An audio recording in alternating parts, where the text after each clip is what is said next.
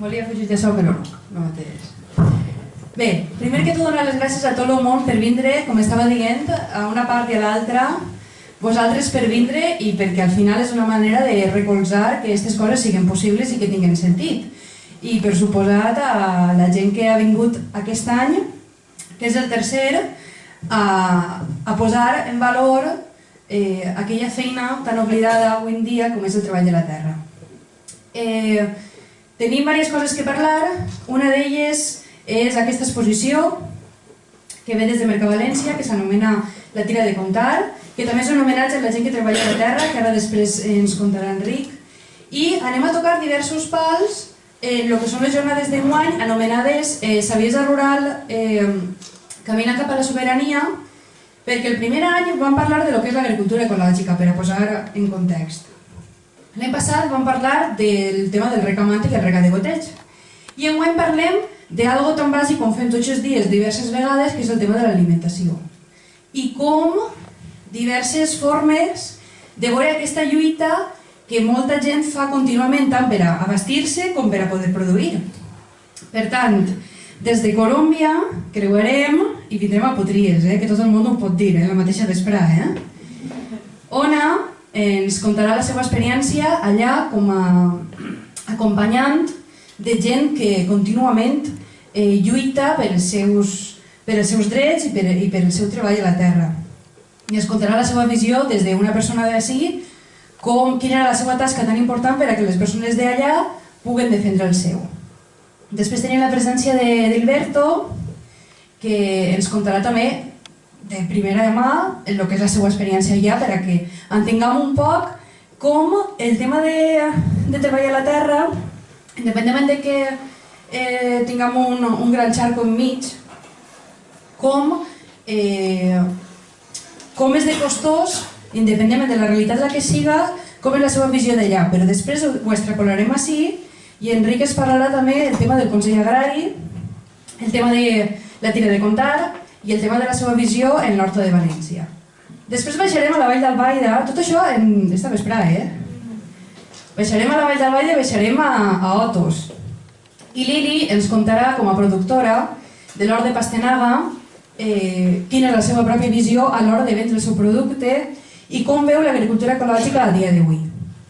I després anirem al Real de Gandia, o millor dit a Potries, perquè ja és veïna d'este poble, i Montse ens parlarà d'ella mateixa com a consumidora, les triquinyueles i les històries, perquè és molt complicat i per això veureu un dibuixet molt curiós, que jo encara m'ha costat d'aprendre, les triquinyueles per a poder abastir-se sense que hi haga euros pel mig, que també és un altre tipus de visió prou enriquidora. Jo ara ja desapareix, me'n vaig allà i simplement donar-vos les gràcies per vindre i per fer això possible.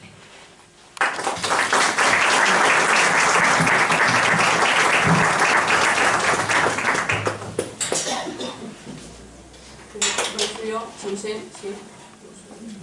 Sí? Sí? No? Sí. Vale. Pues bueno, yo voy a estar, yo faré en castellà, ¿vale? Porque Gilberto ha venido de Colombia aquí solo 6 meses y con 6 meses no le ha dado tiempo de aprender el idioma. Así que para que él entienda lo que yo estoy diciendo y que no repita después lo que yo he dicho sobre Colombia, pues lo hago en castellano, ¿vale? Aunque no, como veis no es mi idioma.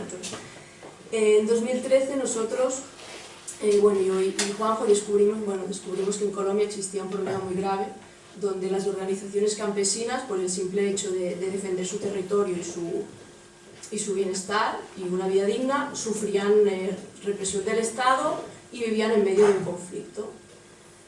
Y eran asesinadas o eran perseguidas por el simple hecho de ser campesinos. Y nos planteamos ir allí con una organización que se llama IAP, International Action for Peace, y estuvimos ahí un año entero. Para que entendáis un poco el trabajo y os podáis imaginar el contexto, voy a explicar a través de diferentes fotografías del trabajo que hicimos nosotros, acompañando a los campesinos, y al final pasaré un pequeño vídeo de un campesino hablando del contexto. Y luego ya lo invertiré, ¿vale? A ver.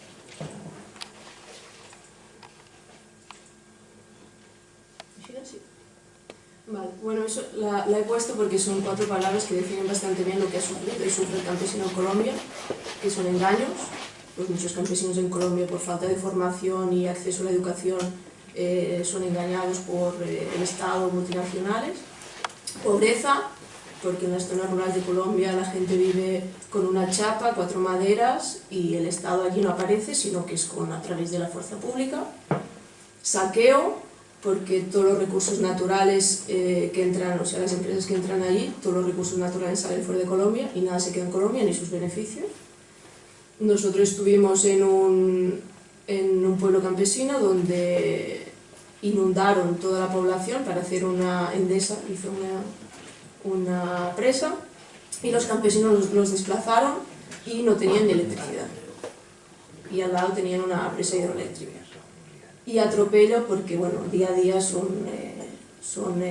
todos sus derechos son vulnerados, ya sea de circular, ya sea el tema sanidad, el tema educación, cualquier tema que aquí más o menos ya está, allí aún está por construir. A veces, pues, tema sanitario, tienes que salir 8 o 9 horas para encontrar un médico, ¿no? Es una zona rural de Colombia, que es de donde es Edilberto.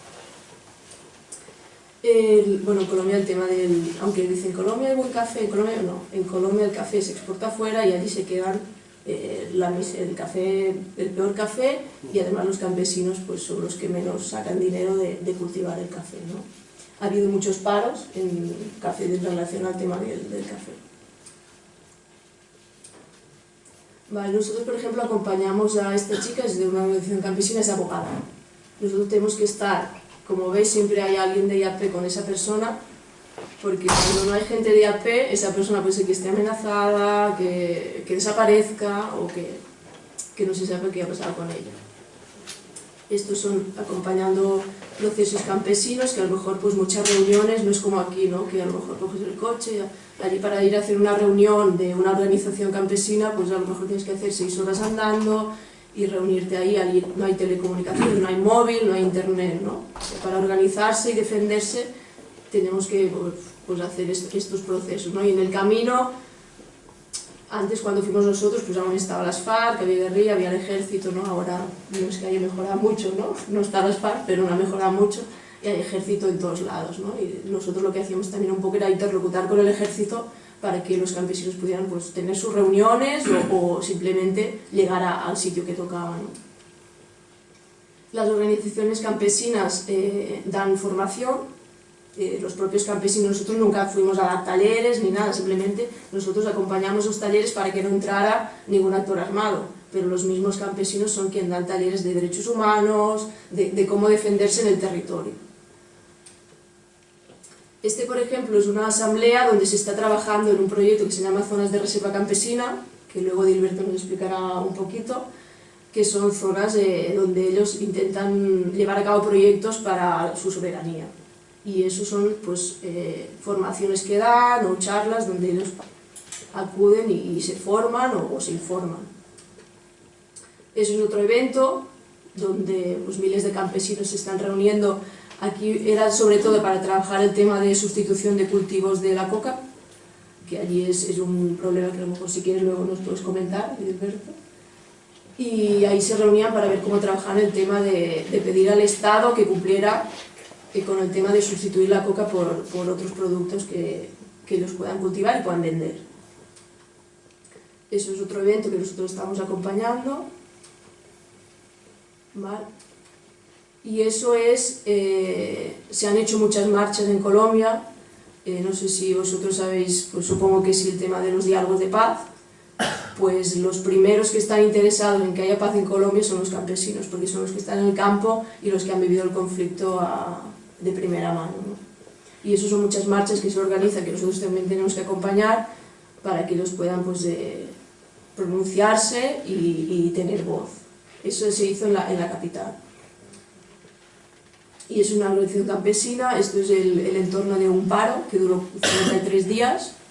Después de esos 53 días se firmó con el Estado un acuerdo que nunca se cumplió, cosa que en Colombia pasa día sí día también. Y eso es la problemática que se sufre allí por el tema de querer defender tus derechos del territorio. Pues hay lo mismo que nos pasa aquí, pues hay la policía y el ESMAD, pero ahí la violencia se triplica por 10. ¿No? Aquí te pueden dar de porras y ahí a lo mejor desapareces y ya nadie sabe dónde estás o te asesinan. Y eso es lo que utilizan la fuerza pública contra los campesinos. Vale. Eso es un poquito para que tengáis para que cuando Dilberto os explique podéis tener algunas imágenes de cómo es el contexto, ¿no? Que es bastante diferente a cómo es aquí. Vale. Nosotros con IAP enviamos voluntarios allí que están un año entero acompañando, simplemente pues acompañando, y luego lo que intentamos es cuando volvemos hacer un poco de incidencia e intentar dar voz a las organizaciones campesinas de Colombia, ¿no? Que están olvidadas y que posiblemente aquí ni se conoce, ¿no? La problemática que viven.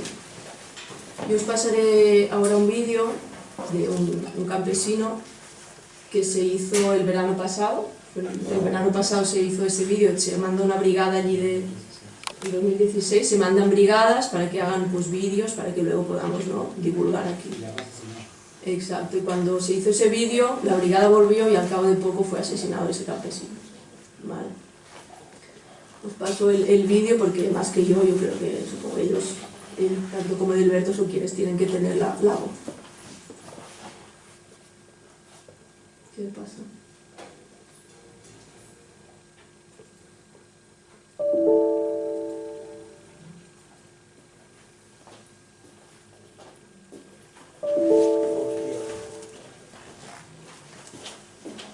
Abans hem fet la prova i es veia que...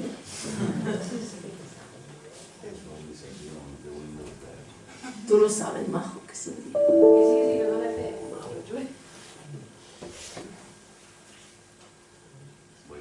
I Hernán, fes alguna cosa. Está en internet, vols que el busqui? Hernán, fes alguna cosa, hòstia.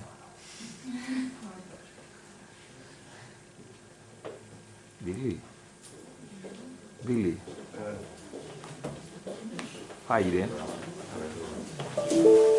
En un altre programa, si l'obres en un altre programa.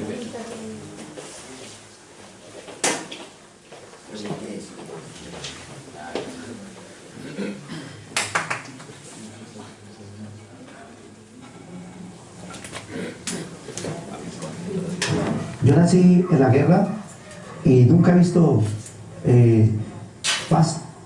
Mi papá murió, mi mamá murió y ellos no vieron esa situación de paz y queremos que nuestros hijos vean algún día una nueva Colombia, ¿sí? Los que más hemos sufrido la guerra somos nosotros los campesinos, nosotros los del pueblo excluido. Los grandes de la oligarquía, como Álvaro Uribe Vélez, que quiere la guerra, él nunca ha sentido la guerra en carne propia, él la ve por la televisión, entonces a él no le duele, pero nosotros sí somos los que ponemos a nuestros hijos para que paguen servicio y para que se vayan a la guerrilla, y eso no lo queremos más, queremos que eso termine. Tenemos una zona de reserva campesina en un 70% de adelantos, y creo que no muy lejano el tiempo vamos a hacer la audiencia pública el 9 de septiembre, vamos a hacer la audiencia pública, que son los logros que ha hecho el pueblo campesino con los paros, y ahorita el paro de la minga agraria campesina dio lugar a que el presidente o los funcionarios versados en ese tema le dieran viabilidad a lo de las zonas de reserva campesina y la de nosotros la zona de reserva campesina Los Guayabero, para que se nos titulen nuestras tierras de una forma global. Las tierras de Colombia están en manos de unos pocos y esos pocos no las quieren soltar.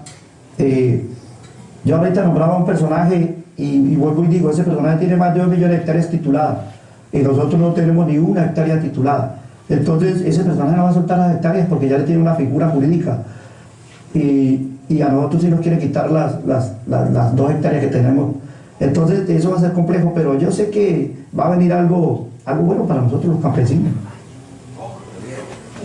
En este momento nos sentimos un poco preocupados por las declaraciones irresponsables del alcalde de San Vicente del Caguán, diciendo que los líderes de la asociación Azcalé tienen afines con la guerrilla. Empezaron a aparecer escritos dentro de nuestra región restrictos alusivos a la AUC, a la Autodefensa Unida de Colombia, ha dejado un sabor muy amargo en Colombia, donde han habido AUC, ha habido ruinas, muerte. Eso nos llenó de terror. Es un terror grandísimo y es así como a partir de mayo en adelante empezaron a aparecer carteles en todas las partes escritos AUC, AGS primero, AGS, Autodefensa Gaitanista de Colombia, luego AUC, y el 26 aparece lleno de este pueblito de un panfleto, y ese panfleto dice: pues aquí llegamos, somos las autodefensas, no nos vamos a ir, venimos a limpiar a San Vicente del Caguán, a limpiar a Puerto Lozada, al Meta y a los testaferros y a los bueno, milicianos de la FARC. Entonces eso llenó de terror al pueblo, y nosotros pues hemos denunciado. A Dios gracias no ha pasado todavía nada, pero sí es un terrorismo de Estado lo que hemos sufrido nosotros acá.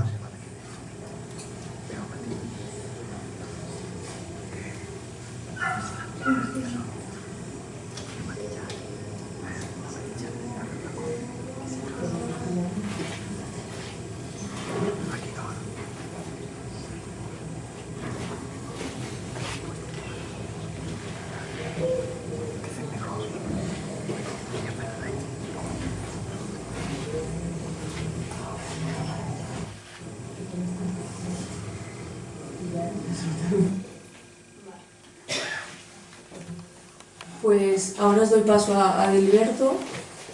Eso es un poco, ya supongo que ya estamos ahora en contexto, y a lo que pueda decir Gilberto, pues ya después si tenéis preguntas cuando acabemos. Pues.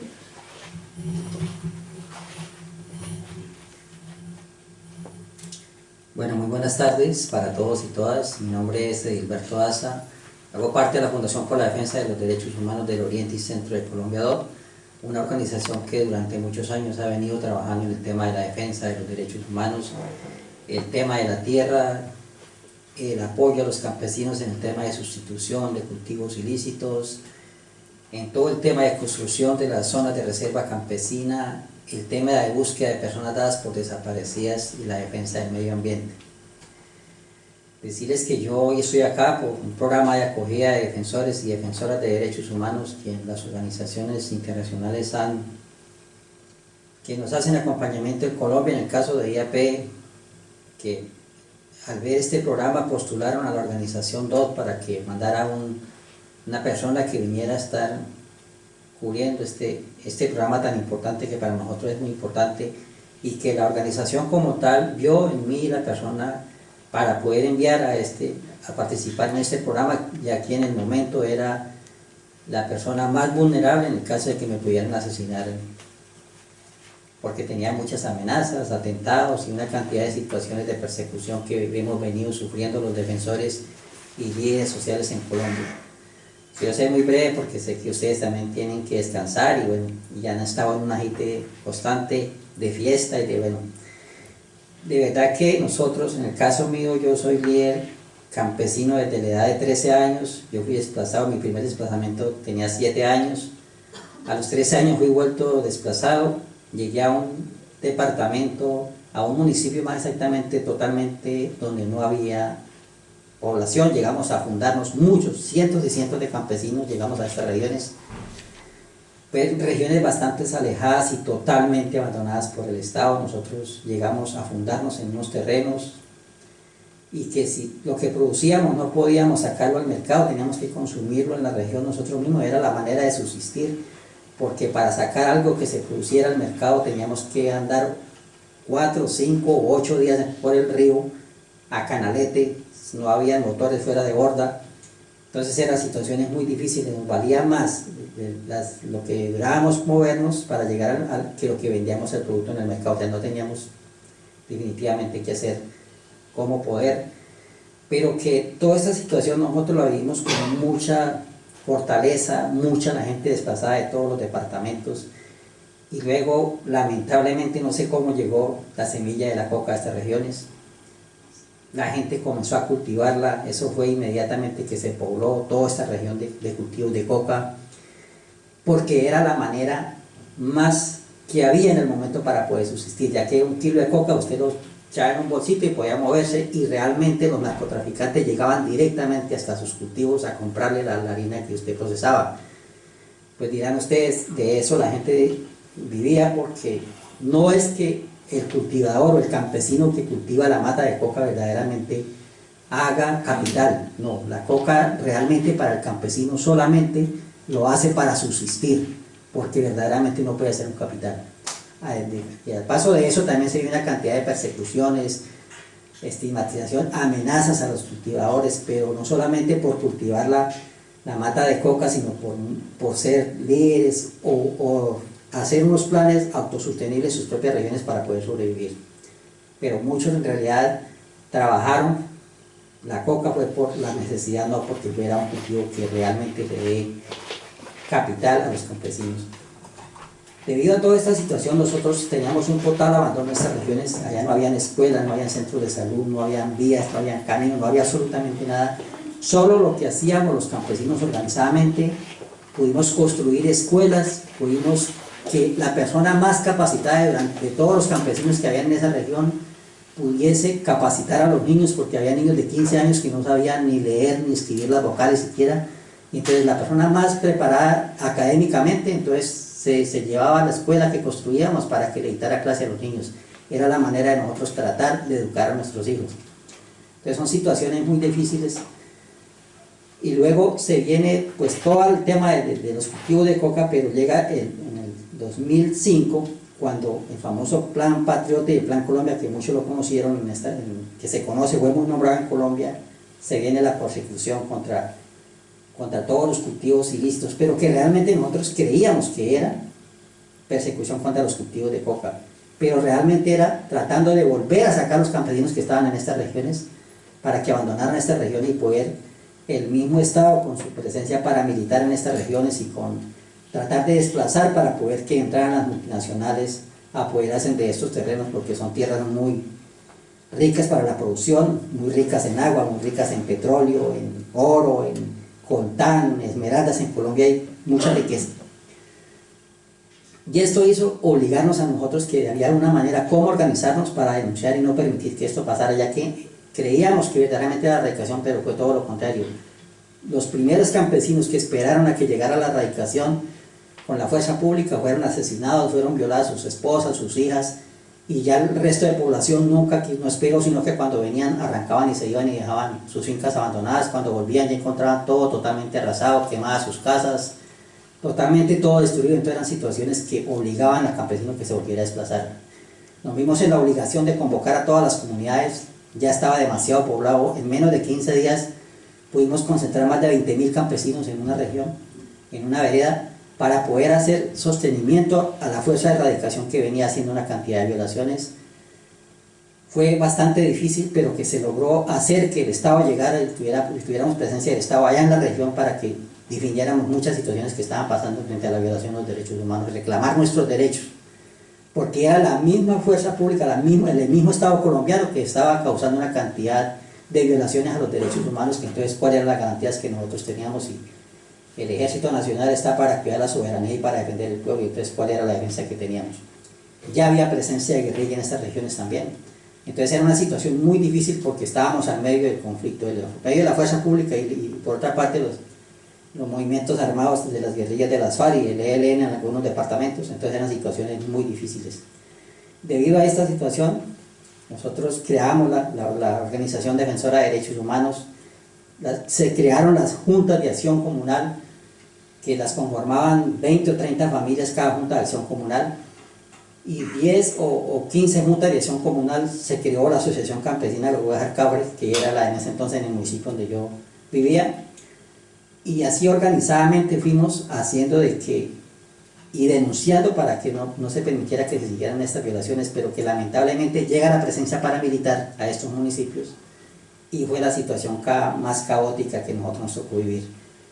Fueron del 2002 al 2010, fue una situación muy difícil de nosotros como defensores de derechos humanos tener que ir a recoger cantidades de personas asesinadas, Una cosa es lo que yo le pueda decir y otra cosa es lo que nosotros nos tocó vivir como defensores de derechos humanos y como líderes sociales en esa región, de llegar a un municipio como Mapiripán, como Cañojabón en el Guaviare, a recoger 80, 100, 70 campesinos asesinados, ver cómo asesinaban, en el caso de Mapiripán, más concretamente donde encontramos 4 mujeres asesinadas, partidas con motosierra, que estaban en embarazo y le partieron sus bebés en los vientres en 4 pedazos. Era nosotros una situación muy difícil para vivir en estas regiones.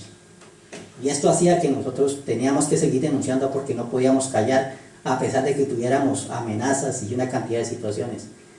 Pero cada vez más se concentran mucho más las amenazas a los líderes, pero hacíamos bastante resistencia porque éramos campesinos de esas regiones que llevábamos muchos años viviendo y subsistiendo, y ya con 2 o 3 desplazamientos no podíamos seguir de esa manera. Así hemos subsistido.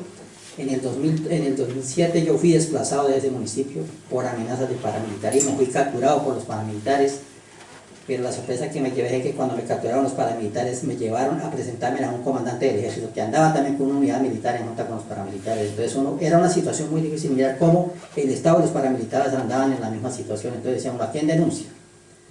Si el respaldo para nosotros podía ser el Estado, pero andaba en junta con los paramilitares, era una situación bastante difícil. Eso se vino, pues quiero hacerlo muy brevemente porque sé que el tiempo es muy corto. En el 2012 comienzan a oírse los diálogos de paz en Colombia, y para nosotros eso era muy importante. Realmente era algo muy importante. Nosotros nos interesamos demasiado saber cómo iba ese proceso verdaderamente de los diálogos de las FARC y el gobierno.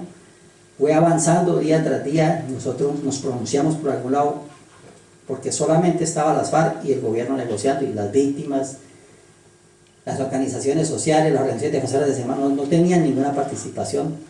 Pero que en el 2015 se dio la oportunidad de que hicieran foros en las ciudades capitales y se permitieran que las organizaciones participaran y mandaran sus propuestas para que fueran discutidas y tenidas en cuenta en el proceso de paz en La Habana. Eso fue una tranquilidad para nosotros. Yo creo que el proceso de paz nosotros esperábamos que fuera algo mucho más positivo que lo que es realmente en el momento. Cuando se firma el proceso de paz, la Fundación hace un acuerdo de seguimiento al proceso, al par de las Naciones Unidas, también en la ONU, que se hace acompañamiento a este proceso en Colombia, de seguimiento a todo el tema del proceso de la entrega de armas, y nosotros hacíamos acompañamiento al terreno de las regiones. Pues pudimos ver que todos los terrenos que las FARC dejó cuando se fueron a sus zonas de concentración comenzaron a ser tomados de nuevo por grupos armados, y decíamos, bueno, si ya las FARC se acogió a un proceso de paz, las FARC ya está en un proceso de entrega de armas, ¿quién está tomando de nuevo las regiones? Pues lamentablemente el paramilitarismo, que en este momento cada día crece más y más en las regiones, y las comunidades están demasiado preocupadas frente a esa situación que se está presentando realmente, porque no quieren volver a vivir ese tema de asesinatos que se vivió del 2002 al 2010, que fue una situación bastante difícil, que causó mucho pánico en las comunidades en las regiones.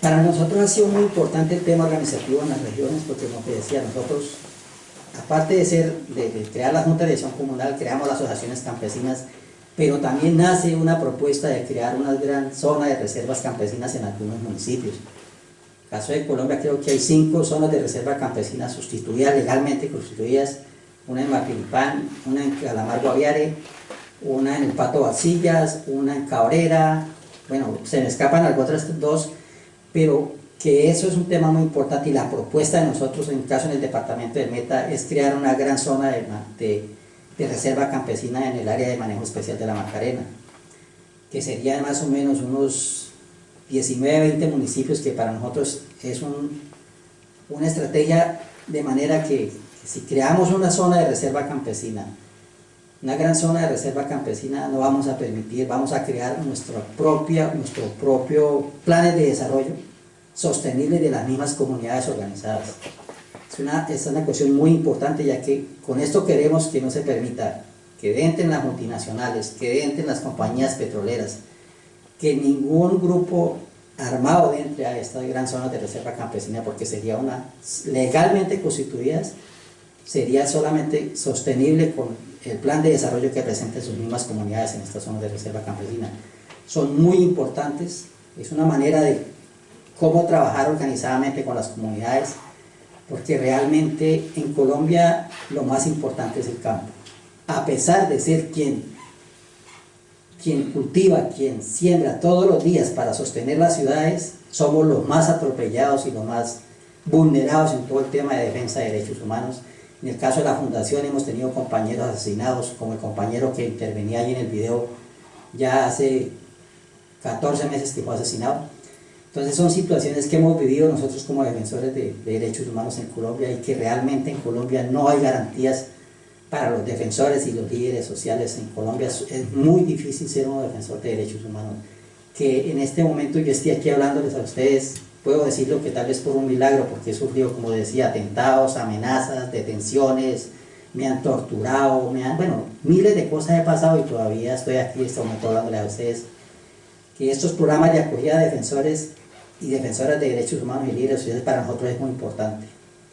Pero que decirles a ustedes que la realidad del proceso de paz en Colombia no es como lo dicen los medios, no es como se dice que en Colombia, después de haber firmado un proceso de paz, verdaderamente estemos viviendo muy bien. Estamos casi peor que antes de iniciar el proceso de paz, porque bien o mal que las FARC haya cometido sus errores también en esas regiones como el movimiento armado, estaban en el campo, hacían presencia armada en las regiones, y no permitían que entraran las multinacionales, no permitían que entraran los paramilitares, porque si entraban los paramilitares habrían combates, y eso hacía que se sostuviera un poco la presencia de otros grupos en esas regiones que pusieran causarle daño a las comunidades.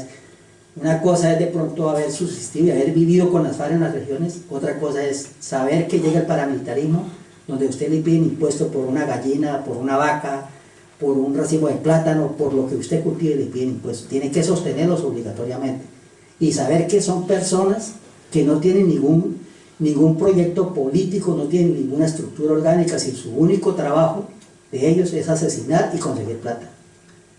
Es vivir del narcotráfico, del impuesto que le paguen las comunidades, y a quien le intente turbar asesorarlo, y ya es fácil, sencillamente esa es la situación. Pero realmente nosotros en Colombia vivimos durante muchos años manejados por unas pocas familias que nunca quieren y no van a querer soltar el poder, que es lamentable decirlo, que nosotros tuvimos un expresidente que duró en el mandato de 8 años en Colombia, que es Álvaro Uribe Vélez, que yo creo que el nombre es muy conocido, pero que fue, yo creo que es el presidente, podemos decir, más asesino que puede haber, que desplazó más de 8 millones de campesinos de los territorios, que le quitó las tierras a los campesinos, que en este momento en el solo departamento del Meta cuenta con más de 15.000 hectáreas de tierra de propiedad de él, que cuenta con más de 100.000 hectáreas de palma africana, y una cantidad de fábricas y empresas que tiene de carnes, como de cerdo y todas estas situaciones que solamente las manejan ellos, y que es el quien sigue patrocinando a los paramilitares, porque él no va a permitir que vuelvan los campesinos a recuperar sus tierras, que durante muchos años los desplazaron de su región y se han perdido sus tierras. Son situaciones preocupantes. La presencia de nuevo de los paramilitares, como les decía antes, en las regiones es muy preocupante. Verdad que en Colombia no sabemos qué vaya a pasar en estas elecciones, porque podemos decir que el uribismo está muy fuerte, sostenido y tratando de engañar al pueblo para volver a llegar al poder, y si eso llega a ser así, muy fácil, muy pronto ustedes se van a dar de cuenta que posiblemente en Colombia se desate una guerra civil totalmente, porque la gente ya no aguanta. Ya no podemos volver al tiempo de antes, donde se causaron tantos asesinatos, tantas violaciones de derechos humanos. A mí se me acaba el programa ya en 23 días, me voy de nuevo a Colombia, pero para mí esta experiencia es muy importante, de compartir con las comunidades, de compartir con muchas organizaciones, y voy con mucho más ganas de seguir trabajando y de seguir denunciando. No sé hasta cuándo me dejen vivir, pero que es mi trabajo, que desde la edad de 13 años he venido defendiendo a las comunidades, y nunca lo voy a dejar de hacer. Muchas gracias.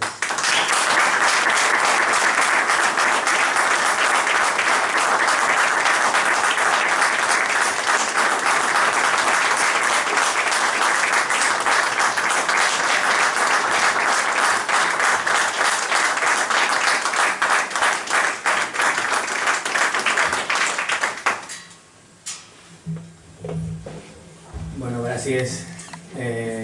La veritat és que salvant les distàncies Ja tinguem en l'ocasió del 2004 del Fòrum Mundial de la Reforma Agrària l'ocasió en aquell moment així en el nostre territori també vivíem situacions, salvant totes les distàncies evidentment, perquè si no arribaven a matar-nos, però els agricultors en aquest territori també hem patit situacions d'assetjament per part inclús del propi estat. Jo recordo en Campanar o en la Punta, quan els llauradors més grans diuen bueno, ara vindrà la policia i pararà tot això.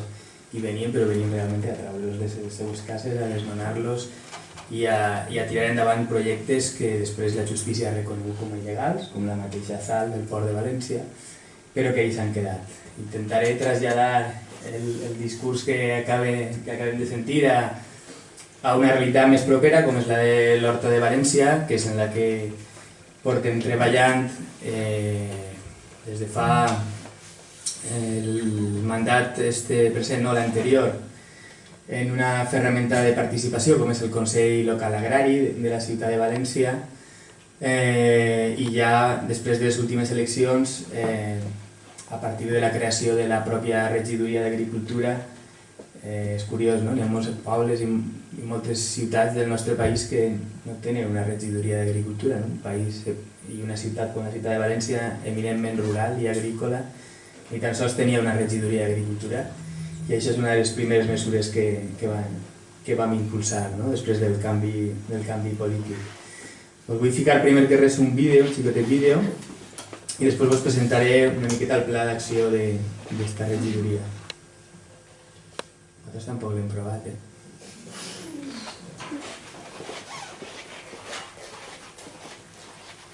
Ara. Ens estem quedant sense mans. Mans que des de l'alba cultiven el nostre aliment. Mans connectades al ritme de la terra i el cel. Mans sàvies, mans pacients. Ens estem quedant sense mans. I sense mans no hi ha terra. I sense terra no hi ha futur. Si ignorem les mans que ens donen de menjar, perdem la nostra identitat.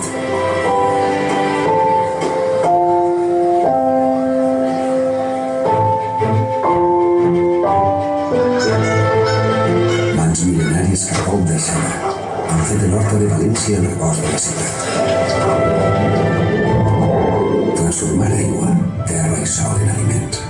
Hi ha alguna cosa d'alquímia. Alimentar els demés, alguna cosa d'heroi. Millorar la terra, alguna cosa de transcendent. Necessitem mans al nostre camp. Mans joves, envellides, expertes o debutants, d'hòmens i de dones. Mans modernes. I mans tradicionals. Només una terra treballada és una terra viva, i si volem que l'horta perdure, necessitem l'agricultura i l'agricultor. Des de la Regidoria d'Agricultura, Horta i Pobles de l'Ajuntament de València, hem posat en marxa un pla d'acció per a la promoció de l'activitat i l'espai agrícola municipal. Visita la nostra plataforma.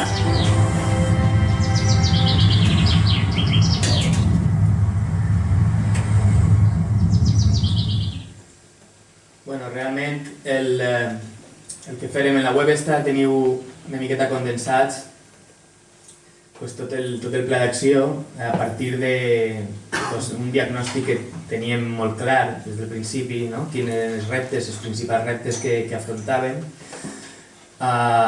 Un i el principal, un dels més importants, és el trencament generacional. En Europa i en el nostre territori, sobretot, i això ho hem vist en el boom urbanístic, l'agricultura cada vegada pinta menys, cada vegada n'hi ha menys agricultors, cada vegada n'hi ha menys gent que viu de l'agricultura i lamentablement més gent que viu dels agricultors. Curiós, no? I un dels primers reptes era ficar en marxa mecanismes que facilitaren el relleu generacional i el que la gent jove s'acostara i s'incorporara a l'activitat agrària. Per a fer això és obvi que nosaltres tenim l'estructura productiva que tenim i és així. Moltes voltes hi ha propostes que tracten de canviar o d'alterar aquesta estructura productiva. Jo crec que és molt difícil. Nosaltres el que hem pensat és que és millor dinamitzar i fer rendibles amb les correccions que faci falta aquesta estructura productiva, millorant la cadena de comercialització fonamentalment, donant seguretat front a la incertidumbre d'una activitat que en molts casos no estava garantida per a res. Tot el món, com abans parlaven de les reserves agrícoles, les reserves campesines, si el nostre territori tot el món sap el que és un espai natural, està clar, hi ha una llei que ho protegeix, tot el món sap el que és una zona urbana, però en canvi els espais agraris, què són? Quina llei defineix els espais agraris? Afortunadament, des de fa un mes, en el cas de l'Horta de València, hem aconseguit l'aprovació, després d'aquella famosa primera iniciativa legislativa popular, d'una llei de protecció de l'horta, que esperem siga un exemple per a que després es multiplique i es replique en altres zones del territori, així en la Safor, però també en l'Horta d'Oriola, en les hortes històriques i en el secà, evidentment. Bé, també el nostre model el tenim clar, és un model que busca la sobirania alimentària, evidentment, el dret del nostre poble a produir els seus propis aliments, i això des d'una perspectiva diguem agroecològica. Per això no suposa enfrontar-nos als productors convencionals, sinó és tot el contrari. Els productors convencionals per a nosaltres tenen molts valors agroecològics en molts casos, i per tant el que pretenem, un dels reptes que detectàvem era intentar aquesta transició cap a un model diguem, més sostenible o més ambientalment més sa. Evidentment, això requereix de la participació d'aquest llaurador convencional, i el que el llaurador convencional ens demanava o ens demana és impulsar millores en les infraestructures agràries que estaven absolutament abandonades, infraestructures i serveis que evidentment, partint que l'Ajuntament no tenia ni una regidoria d'agricultura, tenia una regidoria de canvi climàtic i energies renovables, l'Ajuntament de València, estaven tots els terrats coberts de plaques solars i de molins eòlics i no tenien regidoria d'agricultura, coses que s'opten. Ara després anirem entrant dins de cada una d'aquestes línies. També és molt important des del nostre punt de vista que aquesta estratègia siga transversal i que agarre moltes altres línies d'acció política, molt semblant a el que esteu fent aquí en Potries, però evidentment no ens quedem només en l'agricultura. L'agricultura és el primer pas per a un canvi en el sistema alimentari o per a la millora d'un sistema alimentari en el cas d'una ciutat on viuen, i una àrea metropolitana on viuen 1,5 milió d'habitants, i on és precís que des de les institucions públiques s'impulsen canvis en molts plans, en el pla de l'educació, per exemple, també en el pla de l'esport, en el pla de la sanitat. Per això, després ho veureu, hem intentat treballar de bona manera transversal en altres regidories, però també en la creació d'un Consell Alimentari Municipal, que és el primer que es crea en tot l'Estat, que és una figura de participació semblant al Consell Agrari, però en la qual s'incorporen ja els consumidors, la restauració, inclús els comerciants, els comerços, les superfícies comercials, també han demanat estat, etc. I després l'últim repte que es m'ha plantejat és el foment de l'activitat pesquera. València, sobretot quan algú pensa en l'activitat primària, el sector primari, pensa en l'horta. Ramaderia tenim molt poquet, n'hi ha alguna cosa, però n'hi ha molt poquet. Però és una ciutat que, des del punt de vista pesquer, és de les poques ciutats d'Europa i, no sé, en el món quantes hi haurà, que té pesca continental i pesca marítima en la mateixa ciutat. Vull dir, València té 4 cofradies de pescadors. És una realitat totalment oblidada, en la qual la ciutat i tot el món viu d'esquenes a aquesta realitat i que volíem d'alguna manera canviar. A partir d'aixòs reptes, el que ens plantegem són una sèrie de línies d'actuació per intentar treballar aquests reptes. Si després visiteu la web i aneu entrant en cada una d'aquestes línies d'actuació, vam entrar per exemple la primera, que és la d'afavorir el relleu generacional, veureu diferents accions, com, evidentment, una de les que sempre és la creació d'un banc de terres, un itinerari formatiu, em semblava molt important, no? Si volem afavorir el relleu generacional, de quina manera fem que els nanos que estan en els instituts continuen o enllacen en activitats agràries, no? Sobretot veient com està la situació de la formació professional, agrària, arreglada, no arreglada, etc. Un viver d'empreses agrícoles, que sí que m'agradaria parar una miqueta, es diu AgroLab. Si obriu qualsevol d'aquestes accions, us explica un poquet, i fins i tot teniu algun vídeo, us explica en què consisteix. En aquest cas està en marxa, també us indica si està en preparació, si està a mitjan camí o si està ja en marxa. AgroLab és una de les accions que hem ficat que ja està en marxa, junt amb la Càtedra Terra Ciutadana de la Universitat Politècnica i Mercavalència, per impulsar projectes pilot de dinamització de l'activitat agrària. La primera convocatòria es presentaven 11 projectes i es van seleccionar 2. Un d'una empreseta que ja estava creada, que es dedicava a la transformació per a l'elaboració de llets vegetals i postres vegetals, que es diu Montvital, i una altra que eren unes xicones que estaven fent un treball, ja una investigació prou avançada a nivell industrial ja, per a fer bolets en palla d'arròs i palla de xufa. Estos són els dos projectes que s'estan incubant en aquest moment i que esperem que molt pront estiguen instal·lats en la pròpia Mercavalència, en una nau, on hi haurà un obrador compartit i un dels projectes que estarà serà el de l'AgroLab. Bé, el pòsit agrícola municipal també és una cosa molt curiosa. Jo crec que és una figura que no em vull perdre, encara que en el canvi de govern també i la llei Montoro han intentat que s'eliminara.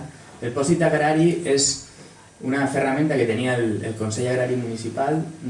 Penseu en el famós micromecenatge, és el mateix. És un sistema que ha tingut sempre els llauradors, en aquest cas, del terme municipal. Existia en altres termes, en altres municipis, però es van anar perdent i nosaltres teníem ahir un fons de 800.000 euros per a finançar, donar préstecs a llauradors de 6.000 euros, en el cas de llauradors particulars, fins a 60.000 euros quan eren ja cooperatives o SATs, sense ningú tipus d'aval més que avals personals. Un préstec que s'havia de retornar a 3 anys i amb un interès evidentment molt baix. Això, clar, amb totes les restriccions de la llei Montoro, ja us dic, i evidentment la crisi bancària que hem patit, estava en fase de desmantellament i nosaltres hem volgut recuperar-ho i actualment estem parlant de l'Institut Valencià de Finances per a tornar a reactivar-lo i ficar aquest fons a disposició, aquest fons i més, evidentment, el que faci falta, a disposició dels llauradors.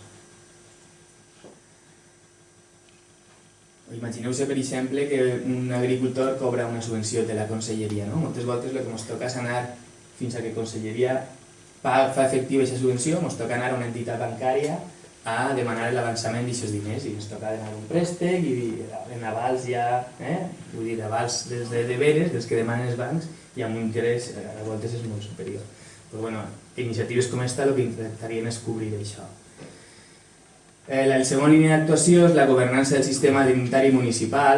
Hem intentat generar xarxa amb altres ciutats, a través de la xarxa que s'està creant de municipis per l'agroecologia, donar suport a activitats impulsades des de la societat civil, com els sistemes participatius de garantia, promoció en la participació de les polítiques alimentàries, el que vos dia de la creació del Consell Alimentari Municipal, i després la generació, perquè moltes voltes vivim en realitats que no estan connectades, de diguem, d'una xarxa de sistemes d'informació que puguen arribar fins al final d'aquesta cadena, fins a l'agricultor, en molts casos, que per exemple, en quant a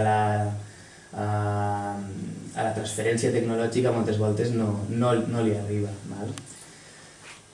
En quant a la millora de la rendibilitat, hem ficat diverses accions en marxa per a la diversificació de la producció. Una d'estes és també la transformació a través de l'obrador polivalent, que el veu en l'últim programa, el programa 3, per al foment dels canals curts de comercialització. I hi ha una altra, que no sé si l'hem inclòs així, és la introducció de la mercaetiqueta, que la tenim aquí en l'exposició. L'exposició aquesta és de la tira de contar, no sé si la conegueu, aprofite, faig un parèntesis per explicar-vos el que és. La tira de contar és un dret que tenien o hi tenen els llauradors de l'Horta de València des del segle XIII, crec que és, de vendre en la porta dels mercats municipals directament.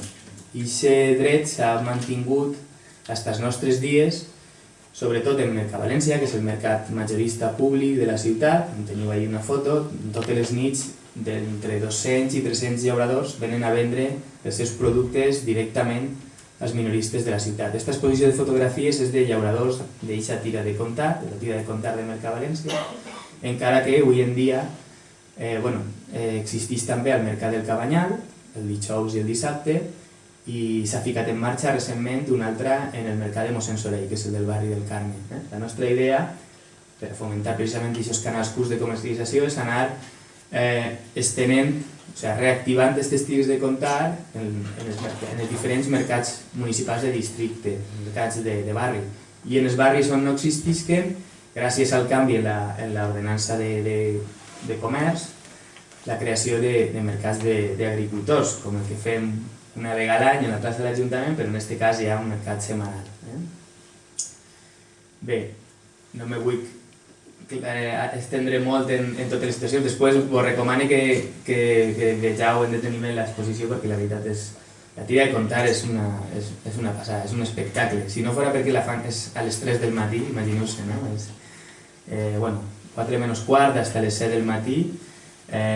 Fonamentalment les dones, està molt associada a l'estructura familiar de la producció agrària que ja es manté en algun cas en l'horta, i en molts casos eren les dones dels llauradors les que van encara a vendre. Bé, en quant a la promoció de l'activitat agrària responsable, hem ficat en marxa diferents accions per fer un ús més, anar virant aquest model agrari cap a la producció més agroecològica. Des del control biològic de plagues, amb la reintroducció d'enemics naturals, com pugui ser les rates penades, l'estudi de moltes de les plagues, com per exemple les del cultiu de la xufa, que els llauradors desconeixien absolutament, perquè no sé, són cultius tan locals que ni tan sols la universitat en molts casos o els nostres centres d'investigació com l'IBIA li han dedicat els recursos i el temps necessari.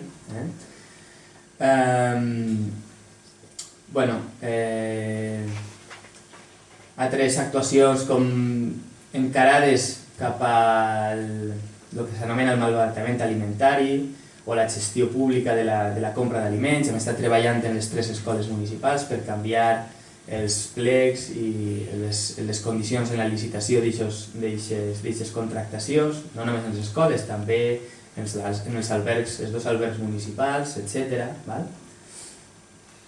En quant a la planificació territorial, evidentment, penseu que València té més pobles, però té el que s'anomenen 15 alcaldies, no són pedanies, realment administrativament són barris de València, però que està molt repartida en el territori tant en l'Horta Nord com en l'Horta Sud, des del Perelló, el Perellonet, que està al costat, ja és terme municipal de València, per el sud, fins a Rafalell i Vistabella, que està tocant del terme municipal de Massamagrell.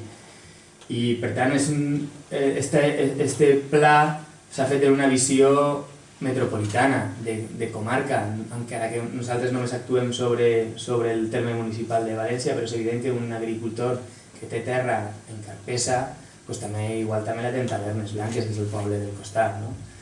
Per tant, bueno, hem estat treballant amb l'administració autonòmica, en aquest cas, que ha aprovat la llei i està a punt d'aprovar el PAT, el Pla d'Acció Territorial de l'Horta, sobretot per actuacions com és la vigilància rural, que és una de les que ens demanen els agricultors, la coordinació de diferents... En el nostre cas tenim un cos de guarderia rural encara, de 10 guardes rurals, però es faria falta aquesta coordinació amb altres ajuntaments, que és el que hem estat començant a fer, amb altres consells agraris de la comarca per coordinar aquestes tasques de vigilància municipal, que en alguns pobles ho fa la policia municipal, en els altres algun alguacil o algun personal que tenen contractat o la pròpia guarderia. Jo crec que aquest és un dels punts més importants, perquè és el que sempre ens insisteixen més els llauradors, el de les infraestructures, el patrimoni i els serveis. Així veureu que dins d'aquesta línia d'actuació hi ha diferents programes. Un d'ells podria ser l'aigua, que és molt important, evidentment, en l'horta. És el que defineix l'horta, la gestió de l'aigua. Segur que l'horta rega manta, encara rega manta, i difícilment crec que l'horta serà horta mentre es rega manta i després serà una altra cosa, probablement. Però en aquest cas l'Ajuntament de València té una comunitat pròpia, un privilegi del rei Jaume II, que és la comunitat de francs, marxars i extremals, que està fora del Tribunal de les Aigües i que, igual que la resta d'activitats agràries en el terme municipal, estava abandonada des de feia més de 30 anys. Perquè se feu una idea, les últimes ordenances de francs són de l'any 31.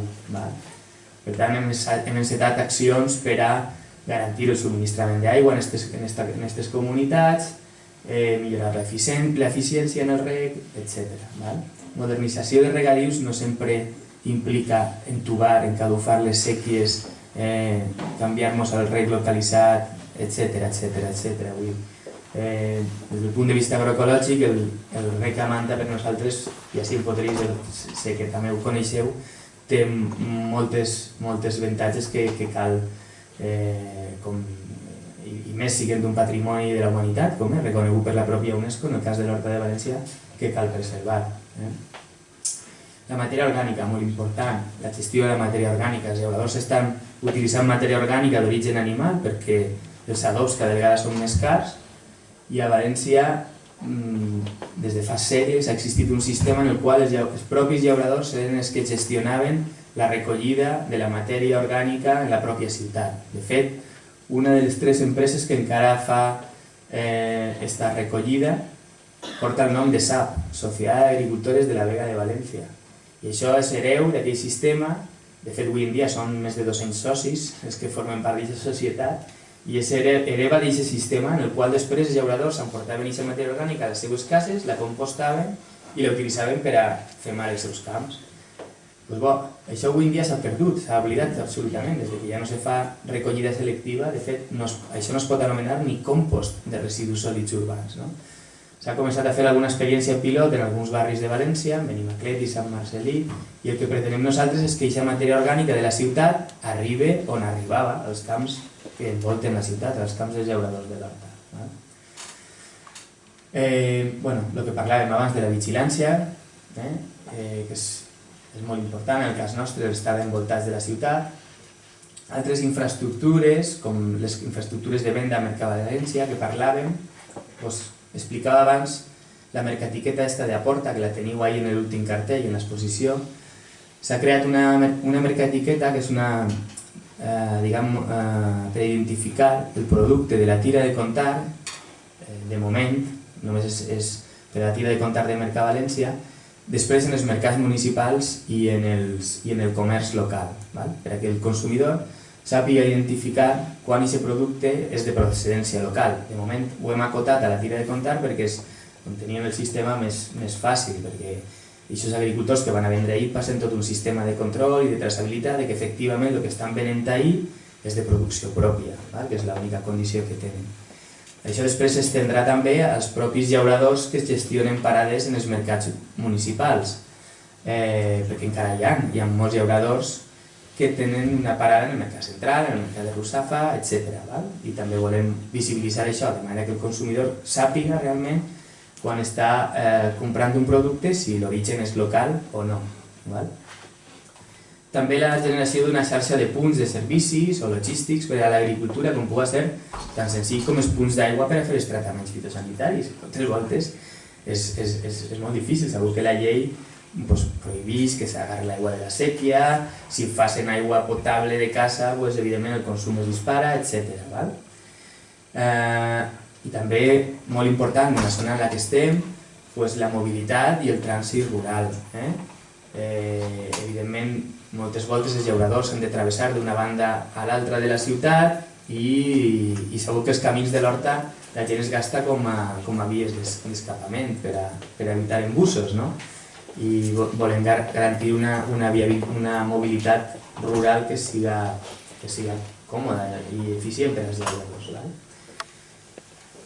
I per últim, està el Consell Agrari Municipal. La veritat és que ahir és on hi ha més línies d'acció obertes, perquè el Consell Agrari Municipal és el que, diguem, és la ferramenta que tenim, el motor que tenim per a ficar en marxa totes aquestes línies d'actuació.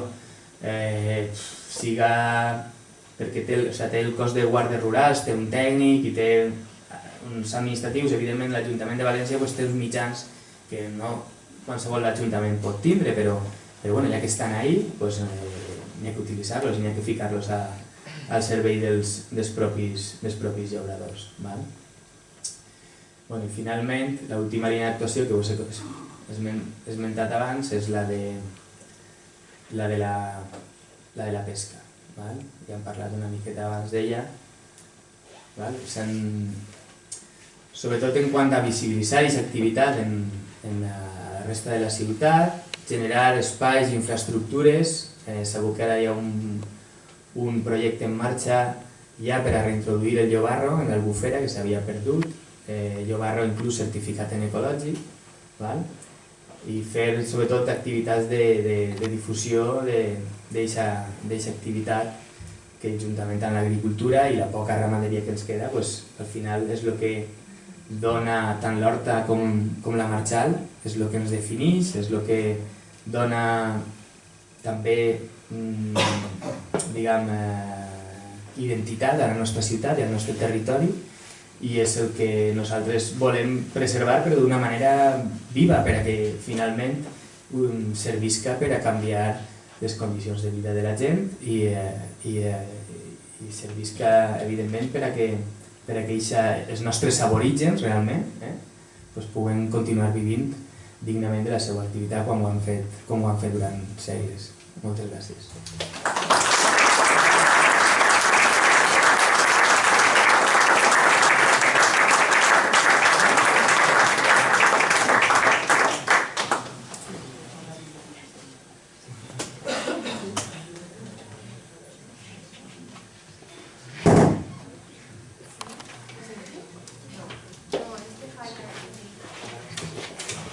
Ara sí.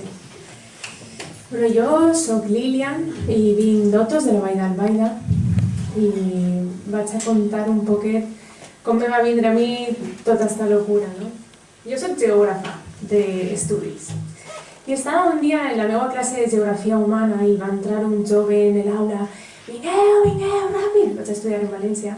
Ràpid, estan entrant a la punta, la policia està a la punta, ràpid, necessitem mans! I jo, imagineu-se, acabé d'entrar a la universitat, mirant aquell xic i dic, què passa? Què passa així, no? Me vaig quedar un poc... Però no me vaig alçar, no me vaig atrevir. Me vaig quedar ahí. Jo crec que no vaig sentir ese dia a la classe i vaig pensar que era això de la punta, la policia, les hortes, què passa? I ahí vaig començar a investigar i vaig conèixer a la gent de la punta i vaig conèixer el Tornallom, no? I va ser la primera vegada que... Mentira, quan era xicoteta sempre m'agradava molt ajudar a mon tio en la caseta, no? I jo soc d'Alcoi, de camp res, no tinc terres, no tinc res, no? I allí en la punta me vas donar compte que m'importava molt la terra i m'importava molt els aliments. Ja bé, era vegetariana, no? I les verdures eren la meva alimentació. I me vas començar a manejar d'ahir. I Enric no ho sap, però va ser mestre meu en una universitat d'estiu de l'Horta, que va ser la primera vegada que el vas veure, érem més joves, i vas dir, hosti, pues si és jove, jo també puc, no? I me'n vaig anar a Sicília, vaig estar treballant allí en una finca de tarongers, la taronja sanguina, que està molt bona, la taronja d'allí. I quan vaig tornar, vaig anar a Benimaclet i va començar a treballar hortes comunals, en Campanar i en Benimaclet. Però estava un poc cremada de tota la situació que s'estava visquent en València, la seva exalcaldessa, i vaig decidir anar-me'n. Vaig començar a passar per molts pobles, he passat per Almiserat, vaig anar a l'Alcoia, un altre projecte, després en Atxaneta, Beniatjar, Carrícola, Otos, i en Otos ja m'he parat. Fa 3 anys que vivim en Otos i cultivem 2 hectàrees, fem agricultura familiar i tenim 2 xiquets, a més.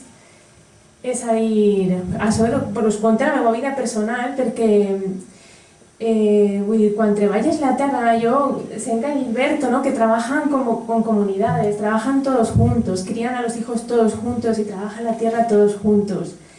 Y yo muchas veces cuando estoy en el campo lo primero que me siento es sola, porque es como, coge los nenes, llévalos a la guardería, ves es que hay que plantar el planter este que se está pasando, coge las habas que te las han pedido que no sé qué, cógelas, llevas en la furgoneta, que no llegas a los nenes a la hora al cole, y dices, wow, por favor. ¿Qué pasa? No llego, o sea, ¿qué pasa, no? Y esa es una de las cosas que me preocupa, ¿no? Lo que estaba comentando el Rey, de que no hay manos, no hay gente joven, sí que la hay, pero está uno aquí, el otro allá. Ellos, por ejemplo, en la Luarta de Valencia, ¿no? Tienen mucha suerte porque son como una pequeña comunidad que además se están organizando y se están moviendo, pero por aquí, pues sí que hay, pero hay uno aquí, el otro allá, el otro allá. Y no tenemos tiempo de ayudarnos, de compartir. Estas cosas, ¿no? Que se organizan pues son las que nos unen un poco, pero al final no puedes ayudarte, ¿no? Bueno, me estoy enrollando, voy por otro camino. Y bueno, entonces decidimos empezar a hacer cajas. Empezamos en el mercado de Carrícola los domingos y luego empezamos a hacer cajas abiertas donde la gente podía pedir su caja semanal como ellos quisieran. Empezamos con 5 cajas, los amigos, 10 los vecinos, 20 los del pueblo de al lado, y ahora estamos en 100 cajas a la semana, son 100 unidades familiares, ¿vale? Contamos nosotros. Y la verdad es que no nos está costando mucho, pero pues lo estamos consiguiendo realmente, ¿no? Lo que pasa es que conforme pasa el tiempo te das cuenta que vas haciendo un trabajo muy de educación también. Uno, llegas a un pueblo, el forastero, que no eres de allí. Hola, 2 jóvenes que venimos a cultivar la tierra. Imagínate. Claro, la gente es como, ya, claro. Y después, tierra, necesito tierra para cultivarla. Necesito una casa para vivir en este pueblo. No, yo tengo una casa de mi abuela, pero es que se murió hace 15 años y claro, sus cosas están ahí dentro todavía. Ya, pero que hace 15 años quizá ya es el momento de que la casa coja nuevos habitantes, ¿no? No, otra casa. No, es que esta casa es de 5 hermanos, mi hermano vive en Ciudad Real y el otro en Valencia y no está... Esa es la primera lucha campesina que tenemos aquí, porque los pueblos están muriendo, la gente envejece, no se tienen hijos, y cuando llega alguien que dice, hola, quiero cultivar la tierra, tengo 25 años, no encuentra una casa. Es impresionante, no os lo podéis imaginar. Luego necesito tierras para cultivarlas. Estamos pagando en uno de los campos a 50 euros la negada. Eso es una barbaridad, una barbaridad. Claro, al final necesitamos un local para poder hacer las cajas, 200 euros de alquiler. Necesitamos una casa en la que vivir, 253. Entonces llega un momento que dices, ostras, o sea, la gente joven que tiene la tierra de sus abuelos no la quiere cultivar y se va. Y yo que vengo aquí, me están aquí sangrando, entre comillas, ¿no? Y están haciendo que esto sea todavía más difícil.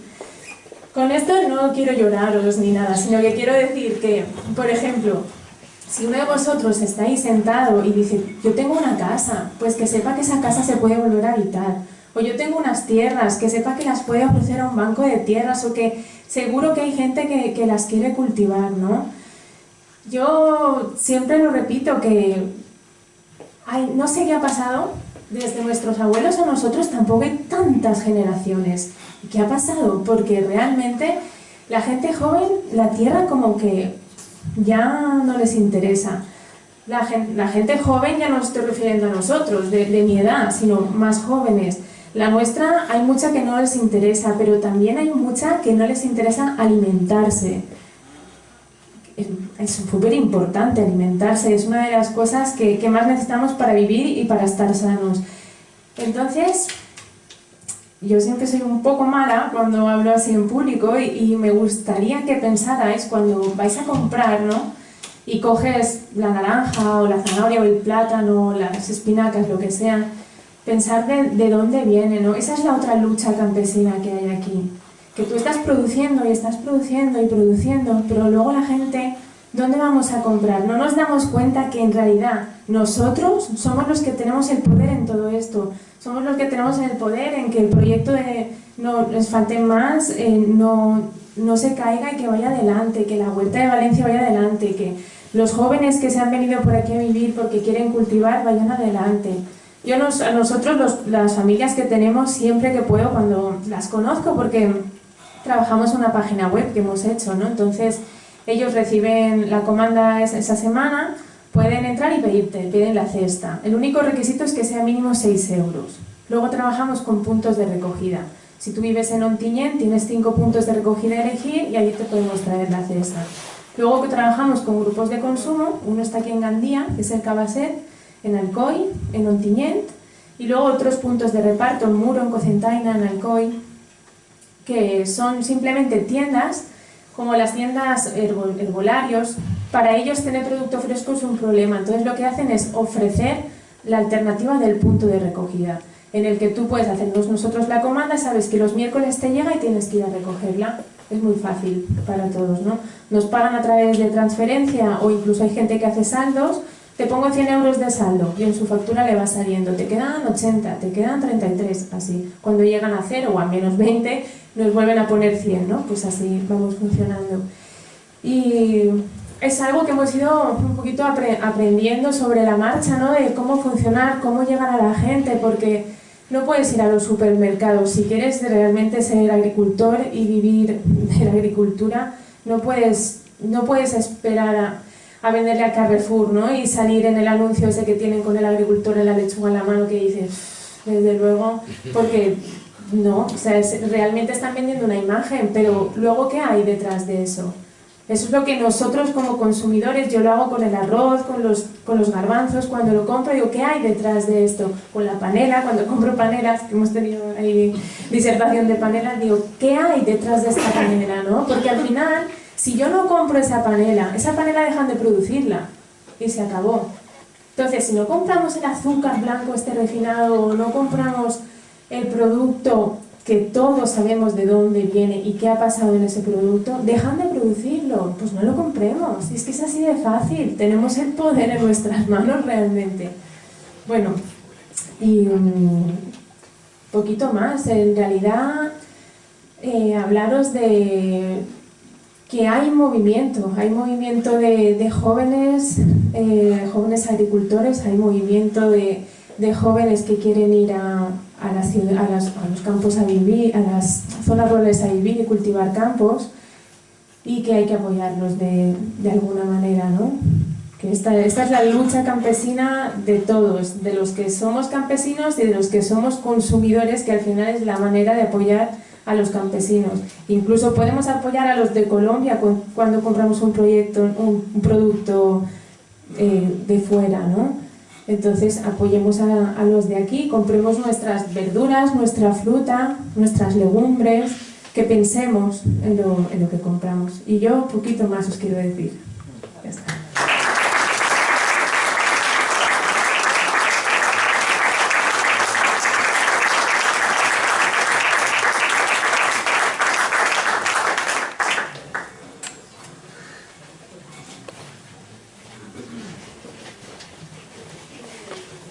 Bona vesprada.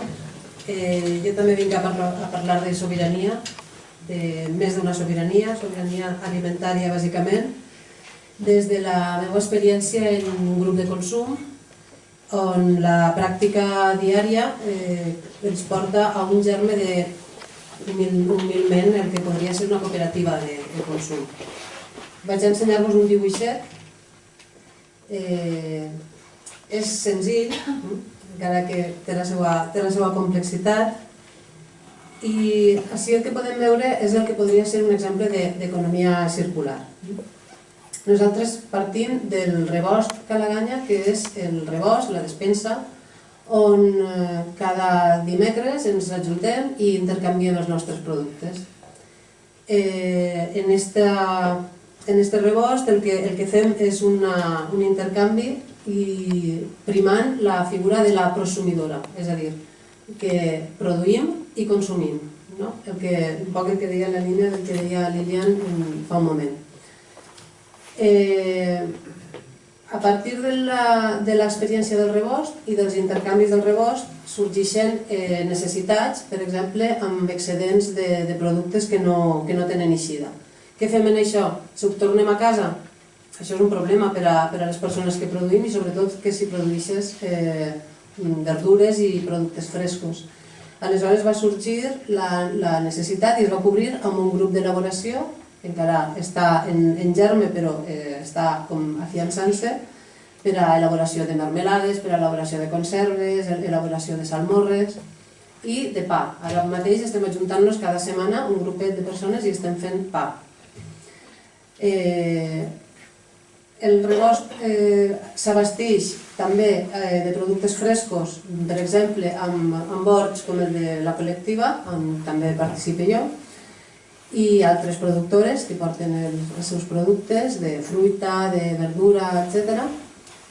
Però arriba un moment en què hi ha una sèrie de productes no peribles que no trobem a través de productores locals. I aleshores acudim al que denominem la xarxa de cooperació valenciana, que és una xarxa de diferents nodes locals, de diferents grups de consum del País Valencià, des de Castelló fins a la Safor. Ara mateix n'hi ha 10 o 11 grups de consum i ens organitzem sempre sobre la figura de les prosumidores. Els grups de consum aporten productes i també consumeixen. Però també trobem que hi ha productes com les llets vegetals o altres tipus de productes que no els trobem en aquests grups de consum, en aquestes nodes locals, i aleshores acudim a indústries, a empreses externes. Però busquem que siguin empreses que tinguin uns certs criteris ètics de funcionament, que s'adiuen en els nostres principis de funcionament, en la nostra ideologia, i que siguin ecològics i que siguin el més de proximitat possibles, sempre com a productores externes. En el moment en què un node local, una xarxa, un grup de consum que forma part de la xarxa produeix aquests productes, les empreses se'n van fora. Per tant, sempre promocionant la figura de la prosumidora.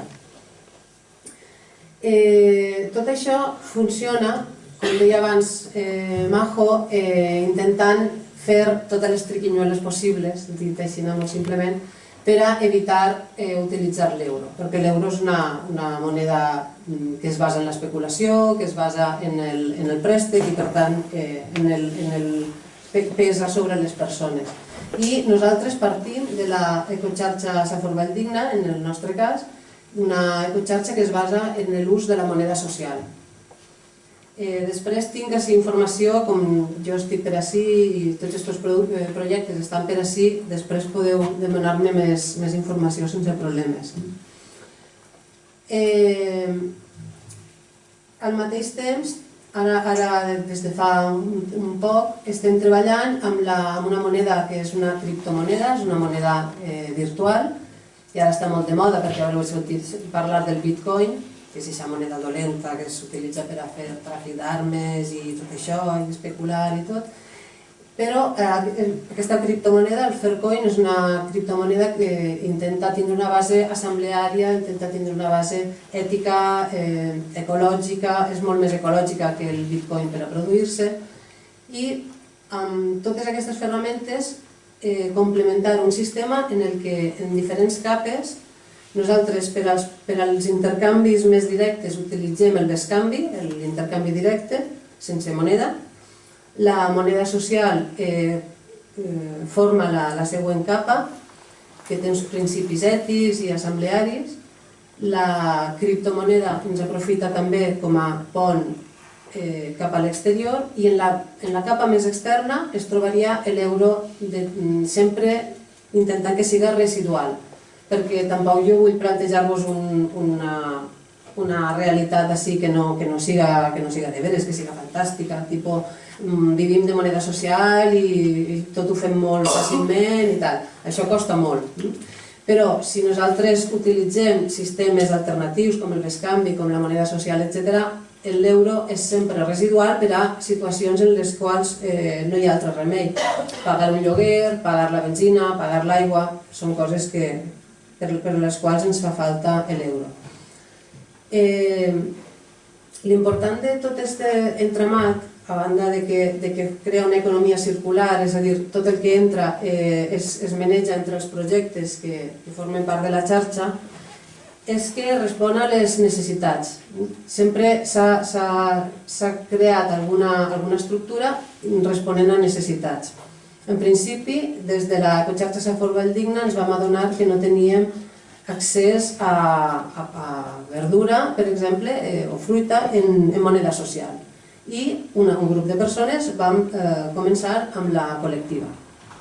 La col·lectiva anterior va tancar un cicle de 3 anys i ara estem en un altre hort, estem en un règim de cessió del terreny, perquè evidentment si depenguérem d'un lloguer, com deia Lilian, seria impossible, i ens vam adonar que anant als mercats amb els nostres productes, el mercat lliure ens tancava moltes portes, perquè quan tens, no sé, un X enciams, si no els vens i tornes a casa amb els seus enciams, és un problema.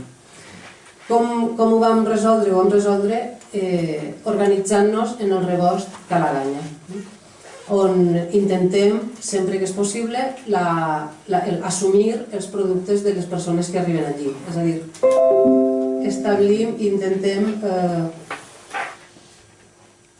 intentem sempre mantenir un compromís entre la persona que produeix i les persones que consumim.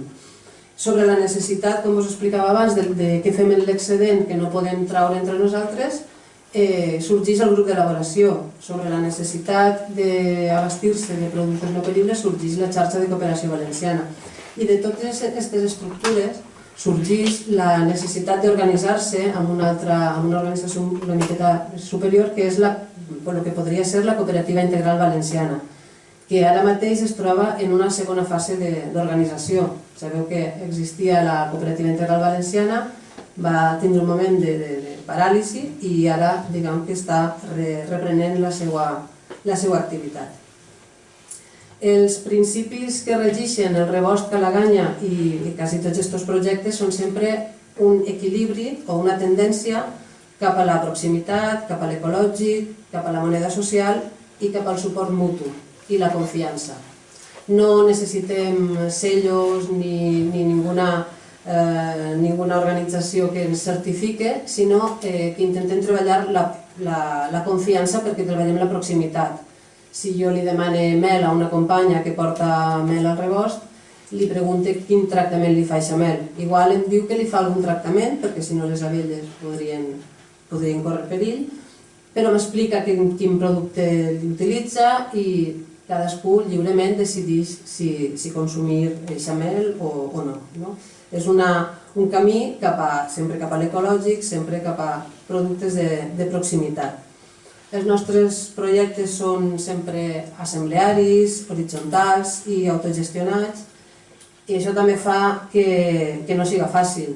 És sempre molt més fàcil tindre una gestió centralitzada i que ens facin les faenes, i el que és l'horitzontalitat i la descentralització de la faena és complicada, però és molt gratificant. El sistema, com hem vist, creix també com una cosa orgànica, com una cosa responent a estructures fractals i d'una manera integral. tots els canvis i totes les accions que m'emprenem comencen des de nosaltres mateixos, des de la casa de cadascú i des de cada persona, i intentem portar-ho també als col·lectius. La vocació última, tant de la Coxarxa com del Rebost com de la xarxa de cooperació valenciana, és crear una xarxa de persones, és crear relacions de confiança i de suport mutu. Per exemple, entre la Cooperativa Integral Valenciana, l'Orla Col·lectiva, que és un dels nodes que forma part de la Cooperativa Integral, està funcionant el sistema dels atornalloms, que és un sistema del qual es parlava així abans, que tradicionalment s'utilitza en el camp per a fer faenes que no es poden assolir en una sola casa o en un sol col·lectiu, i després es torna en la faena en un altre projecte, en un altre col·lectiu.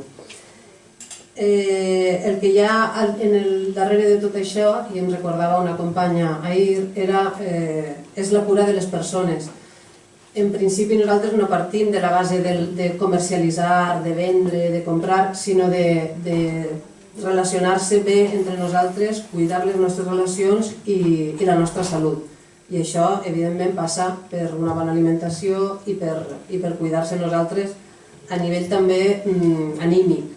La frustració que genera el sentir-se sola, la frustració que genera el no saber com tirar avant un projecte i a on acudir és molt gran. I d'ahir la importància de l'organització. Per tant, jo crec que em quedaria en l'organització, important, i el compromís en les persones productores que sabem que és molt difícil. Moltes gràcies.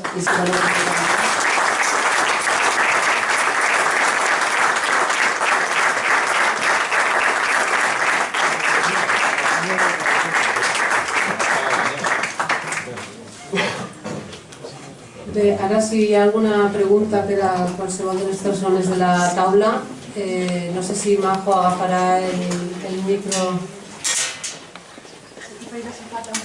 Exacte.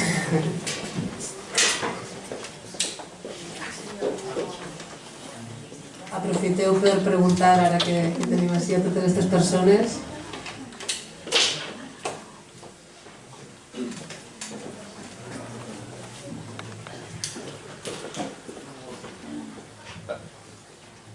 Quería saber si ahí en la organización de agricultores en Colombia, si tenéis alguna forma de algún tipo de página web o algo para poder moverlo en las redes, para que la gente lo conozca más, porque es algo que no se ve sinceramente, o yo por lo menos no lo he visto. No, realmente pues es lamentable decir que por el poco apoyo del Estado y del mismo gobierno en Colombia, pues es muy difícil que nuestra organización pueda crear una página web o que tenga acceso a los medios. De verdad que, como te quiero decir, en muchas regiones de estos municipios ni tan siquiera podemos tener señal de un celular para decir que tenemos una red al menos de un grupo de cómo poder pronunciarnos frente a todo el trabajo organizativo. Todo lo contrario, lo que más puedan tratar de hacer, callarnos, que no sepan el trabajo organizativo que hay en las comunidades, es no más que el interés del propio gobierno. En este sentido, una de las tascas que intentamos hacer las organizaciones que vamos allí es al venir aquí intentar hacer giras de incidencia, de difusión, durante esos 6 meses. La página web de IAP intenta difundir toda la problemática que se está viviendo allí, pero sí que es verdad que los medios de comunicación en Colombia, pues si aquí son como son, pues allí es aún peor, ¿no?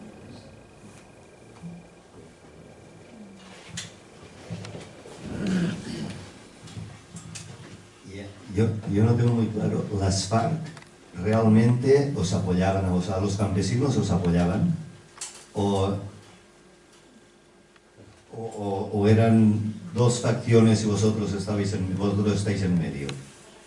Pues realmente los campesinos siempre han vivido en medio del conflicto, pero siendo sinceros, las FARC sí apoyó al campesino en muchas regiones, porque en muchas regiones las FARC construyó carreteras, construyó escuelas, apoyó para la construcción de los centros de salud, y de verdad que por ser un cuerpo armado, un movimiento en armas, no permitió que muchas regiones no pudieran entrar el paramilitarismo, no entraran las multinacionales, no entraran las compañías petroleras, y esto favorecía mucho al campesino. E incluso en el mismo tema de cultivos ilícitos y de las drogas, en algún tiempo las FARC intervino para poderle colocar un precio justo al producto de la coca, para que pagaran realmente lo que podría ser justo para que el campesino pudiera subsistir.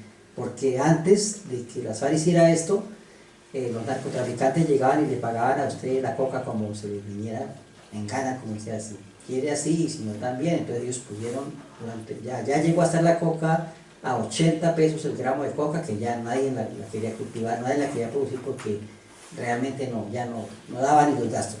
Entonces se colocaron una ley, un precio estable de 2.000 pesos, y el narco que quería llegar a comprarla tenía que pagar a 2.000 pesos el kilo, el gramo de coca. O sea, valía 2 millones de pesos colombianos el kilo de coca, y vale todavía, porque eso lo ha sostenido ahí, a pesar de que ya las FARC se desmovilizó. Las comunidades saben que ese es el precio estable en la región, y como que ya los narcos se acostumbraron que ese es el precio.